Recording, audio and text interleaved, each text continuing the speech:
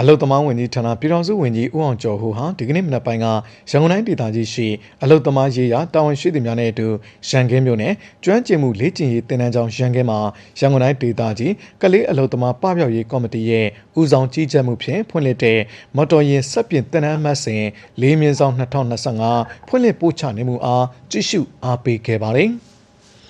ပြည်ထောင်စုဝန်ကြီးကအလုတ်သမားဝန်ကြီးဌာနဟာမြန်မာလုပ်သားတို့ရဲ့လုပ်ငန်းစွမ်းဆောင်ရေးတိုးတက်မြင့်မားစေရေးကျွမ်းကျင်မှုဖွံ့ဖြိုးတိုးတက်ရေးနဲ့အလုပ်ကိုင်ခွင့်လန်းတိုးတက်ရရှိရေးတို့ကိုအကောင့်ထဲပေါ်ဆောင်ရွက်လျက်ရှိရာတင်နန်းကျောင်းများအနေနဲ့တင်နန်းသားများအမှန်တကယ်ကျွမ်းကျင်မှုရှိစေရေးနဲ့တင်နန်းပြီးဆုံးချိန်မှာတင်တော်ကောင်းမွန်တဲ့အလုပ်ကိုင်များတိုးတက်ရရှိစေဖို့တို့အတွက်ဆောင်ရွက်ရန်မှာကြားခဲ့ပါတယ်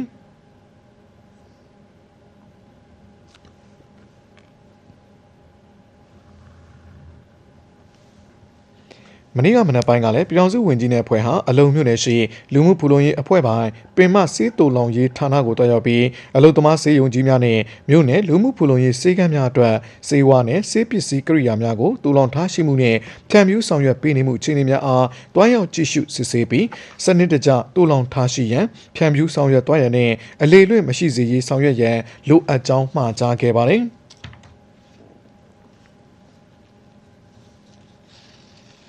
ဆလာပီပြည်ထောင်စုဝန်ကြီးနဲ့ဖွဲ့ဟာတာမွေမြို့နယ်ရှိအလုတ်သမားစေယုံကြီးကိုတွားရောက်လှည့်လည်ကြည့်ရှုပြီးလုပ်ငန်းလိုအပ်တာများမေးမြန်းဖြည့်ဆည်းဆောင်ရွက်ပေးခဲ့တယ်လို့သိရှိရပါတယ်ခင်ဗျာ။